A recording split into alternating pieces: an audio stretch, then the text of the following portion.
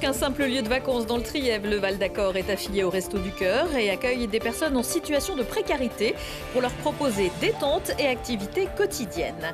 La force était avec eux, Florian Joigny en or dans la course en ligne, Jean-Louis Michaud en bronze en tir à la carabine. Grâce à eux, les Isérois ne repartiront pas bredouilles des Jeux paralympiques. Et puis les transports en commun plus mobiles que jamais avec un nom qui évolue. Depuis le 2 septembre, M-Réseau vous fait voyager de la métropole au Grésivaudan. Toutes les nouveautés, c'est à la fin de ce JT avec le président du SMAG, Sylvain Laval. Bonsoir à tous, ravi de vous retrouver dans ce JT du jeudi 5 septembre 2024. Du lundi au vendredi à partir de 18h, l'essentiel de l'actualité du Grand Grenoble. Mais l'info du jour, c'est bien sûr que le nouveau Premier ministre est né à La Tronche, près de Grenoble. Et non, ce n'est pas Olivier Faure, mais un homme de droite, Michel Barnier. L'annonce a été faite par l'Élysée à la mi-journée, 7 semaines après les résultats des élections législatives anticipées. L'ancien ministre puis commissaire européen est âgé de 73 ans. Il a fait une grande partie de sa carrière politique en Savoie et est aussi négociateur français du Brexit, même s'il va s'agir à présent d'une autre paire de manches. En 2021, à un moment où certains le voyaient comme un candidat potentiel au présidentiel, il s'était rendu dans la capitale des Alpes pour visiter l'équipement européen du synchrotron. Parmi les nombreuses réactions politiques, les félicitations du député de la 7e circonscription de l'Isère, classé droite républicaine, Yannick Neuder, et à l'autre bout de l'échiquier d'une autre élue iséroise, Cyrielle Châtelain, présidente du groupe écologiste à l'Assemblée nationale, pour qui, je cite, Macron a trahi le vote des Français. Le président de la métropole de Grenoble, Christophe Ferrari, a lui réagi dans un communiqué cet après-midi en parlant de déni de démocratie, ajoutant que c'était honteux et cynique. Alors je me tourne vers vous, Sylvain Laval, bonsoir. Bonsoir. Vous êtes vice-président de la métropole qui est plutôt tendance socialiste, la majorité. Vous, quelle est votre réaction à cette nomination de Michel Barnier ? Écoutez, moi je prends surtout acte que nous avons enfin un Premier ministre à la tête du pays. Ce qui compte maintenant, c'est quel gouvernement va être nommé avec quelle politique. Et en ce qui me concerne, sur les sujets sur lesquels je travaille, je suis très en attente d'un nouveau ministre des Transports pour que nous puissions avancer sur les dossiers du territoire et singulièrement sur la question du RER ferroviaire. Et je crois que c'est ça le plus important. Après, vous savez, la situation politique du pays est très complexe. Le sujet du moment, c'est d'avancer sur nos dossiers. Il y aura dans les semaines, dans les mois qui viennent, de nouveaux débats. Un jour des élections qui permettront, je l'espère, de clarifier la situation. Toujours pas d'Isérois, en revanche, au perchoir de l'Assemblée régionale, puisque c'est Fabrice Panecouk qui a été élu jeudi matin, sans trop de suspense, président de la région Auvergne-Rhône-Alpes, à la majorité absolue, face à Maxime Meyer pour la gauche et les écologistes, et Andrea Cotarac pour le RN. Le Savoyard, maire de Moutier, jusqu'ici vice-président délégué à l'agriculture et aux espaces valléens, succède à Laurent Wauquiez. Ce dernier, élu député en juillet dernier, avait dû démissionner en raison de la loi sur le non-cumul des mandats. Mais le patron du groupe La Droite républicaine à l'Assemblée nationale reste conseiller régional. Les législatives n'avaient pas souri à Olivier Véran, qui avait perdu son siège de député de la première circonscription de l'Isère. Et en plus, un de ses militants avait été agressé dans l'entre-deux tours en collant des affiches à la tronche. L'affaire avait été une de celles qui avait mis en lumière la violence de la campagne. L'auteur du coup au visage du septuagénaire a été condamné mercredi par le tribunal correctionnel de Grenoble à 70 heures de travail d'intérêt général, peine qui ne figurera pas sur son casier judiciaire. Le jeune bibliothécaire fontainois qui souffre de troubles autistiques avait expliqué avoir voulu faire une blague en tentant de déchirer les affiches et avoir ensuite agi en état de légitime défense lorsque le militant s'était énervé. Quelques grammes de finesse dans ce monde de brut. C'est un havre de paix, un lieu où passer ses vacances sans penser aux problèmes du quotidien. Le Val d'Accord offre une bouffée d'oxygène pour une semaine. Il s'agit d'un centre de vacances pas comme les autres, le seul en France labellisé Resto du Cœur. Et il se trouve en Isère, dans le Trièves. Jérémy Pinard. Un petit coin de paradis, ou plutôt cette maison de vacances dans le Trièves. À 1 heure au sud de Grenoble, les Restos du Cœur offrent la possibilité à certaines familles en situation précaire de profiter de l'air frais de la montagne. L'association organise des journées remplies d'activités découvertes, logements et repas compris. L'occasion pour ces personnes à la vie parfois étouffante de respirer un peu. Ces vacances-là, c'est des vacances comme pour n'importe qui, c'est-à-dire que les vacances, c'est fait pour se reposer, pour découvrir, pour rencontrer des gens. Donc c'est ce qu'on fait ici, c'est l'objectif d'ici. Et derrière cet objectif-là, on va aussi avoir l'objectif phare de pouvoir permettre à des personnes d'avoir un moment dans leur vie de pause qui, sans doute, enfin en tout cas pour certaines personnes ça se passe, leur permettra de voir un nouvel horizon ou une sortie dans leur vie ou qui fera partie d'un parcours de réinsertion par exemple. Financé essentiellement par l'ANCV, Association nationale des chèques vacances, les vacanciers ne paient que 2 à 10% de leurs frais de séjour. Une aubaine pour ces vacanciers qui ne pourraient se permettre cette parenthèse de vie. C'est la première fois que je viens ici. Ça me plaît beaucoup, j'ai envie de rester ici. Les montagnes et toute la nature, ça me plaît beaucoup. Aujourd'hui, on va faire piscine ce matin et des après-midi cheval avec les enfants. C'est très très cool. Ici, la journée commence par un petit déjeuner collectif, puis divisé en 2 groupes, les familles alternent les activités. Un pique-nique dans le sac et tout le monde est parti pour vivre une expérience inédite avec le sourire aux lèvres. C'était comment le poney? C'était bien. Vous avez fait quoi? On s'est promené. Agréable. Franchement, on se sent chez soi, mais j'avais jamais approché un cheval de ma vie. Waouh quoi, waouh. Les séjours durent 1 semaine et ce site reste aujourd'hui la seule maison de vacances appartenant au Resto du Cœur depuis 1922. Rénovée les 3 dernières années, la maison de vacances est aujourd'hui prête à accueillir toute l'année et même en hiver. Et en novembre prochain, les Restos du Cœur lanceront leur 40e campagne d'hiver. Vous pouvez aussi soutenir les restos par vos dons en devenant bénévole ou en organisant des collectes. À la rubrique des sports, l'Isère a brillé aux Jeux paralympiques ce jeudi avec une médaille d'or pour Florian Joigny qui conserve son titre dans la course en ligne H2 acquis il y a 3 ans à Tokyo, un circuit de Clichy-sous-Bois sous la pluie du début à la fin. Des conditions qui ont conduit les organisateurs à réduire le parcours. Le paracycliste de Bourdoison s'impose devant l'Espagnol Garate Munoz en or sur le contre-la-montre où Florian avait décroché il y a 2 jours le bronze. Anaïs Vincent, sa compagne avec laquelle il s'entraîne, a pris elle la 5e place dans la course féminine. Et puis à Châteauroux, pour sa première participation aux Paralympiques, Jean-Louis Michaud s'empare lui de la médaille de bronze en tir à la carabine couchée à 50 mètres mixte après avoir été éliminé dans 2 autres épreuves.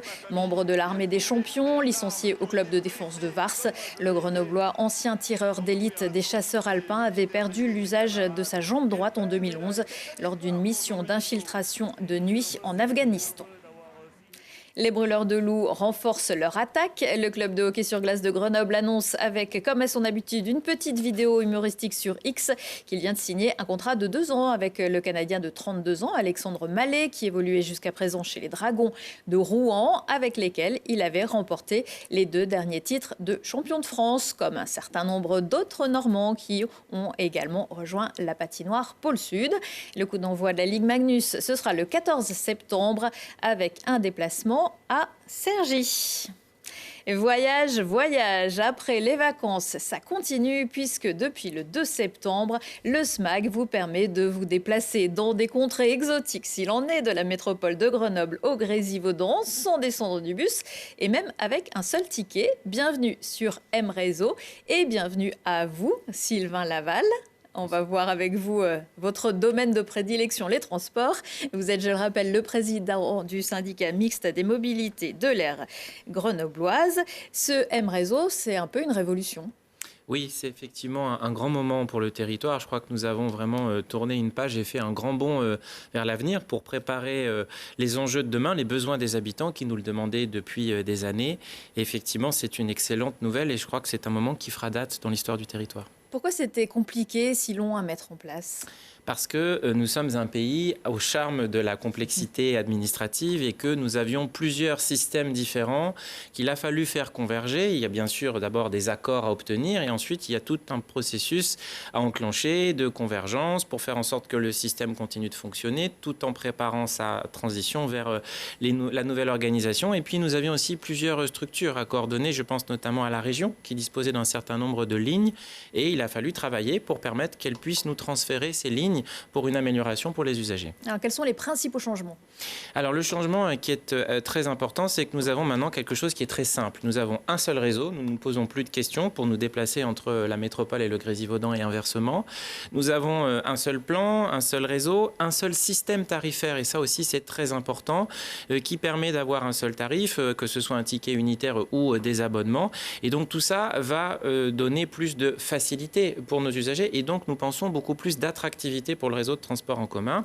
Et c'est ça qui est pour nous le plus important, c'est que les gens puissent avoir toutes les facilités pour mieux et plus utiliser les transports en commun. Et j'ajoute que nous avons aussi amélioré l'offre, nous avons augmenté l'offre de transport en commun en créant des lignes ou en renforçant des lignes existantes entre la périphérie et le centre urbain pour justement pouvoir avoir plus de personnes qui bénéficient des transports. Alors, ce sont les fameuses lignes chrono. Plusieurs ont été créées, qui remplaçaient des lignes qui s'arrêtaient aux portes du Grésivaudan et qui ont donc été prolongées. C'est pourquoi les lignes C, ce que vous disiez à l'instant, n'ont plus forcément la physionomie des bus que l'on connaît. Ce sont les bus régions qui ont remplacé physiquement ces lignes. Tout se passe bien pour l'instant? Ça se passe très bien. Nous avons des retours extrêmement satisfaisants. Il y a même des gens qui, évidemment, découvrent encore les choses et qui sont très agréablement surpris de voir qu'ils ont un service de meilleure qualité pour souvent un prix équivalent, voire moins cher, puisque lorsque vous habitiez dans le territoire du Grésivaudan jusqu'alors,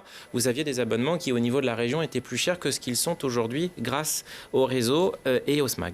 Alors, ce n'est pas la seule nouveauté. Cet été, il y a aussi eu des travaux sur la ligne de tram D, notamment la ligne D qui n'est plus la plus petite ligne de tram de France. Absolument. Nous avons enfin une vraie ligne de tram et donc une 5e véritable ligne sur notre réseau de transport et de tramway qui permet donc de relier Saint-Martin-d'Air à la gare de Grenoble en desservant le campus, le CHU et l'ensemble du centre-ville de Grenoble. Donc, c'est évidemment quelque chose de très important pour nous qui vient là aussi renforcer, densifier l'offre de transport en cette rentrée. Donc là, plus besoin de changer. Et puis également beaucoup plus de flexibilité en centre-ville aussi. Absolument. Voilà. La ligne D qui est très prisée des étudiants puisqu'elle passe sur le campus. Un de ces terminus arrive sur le campus.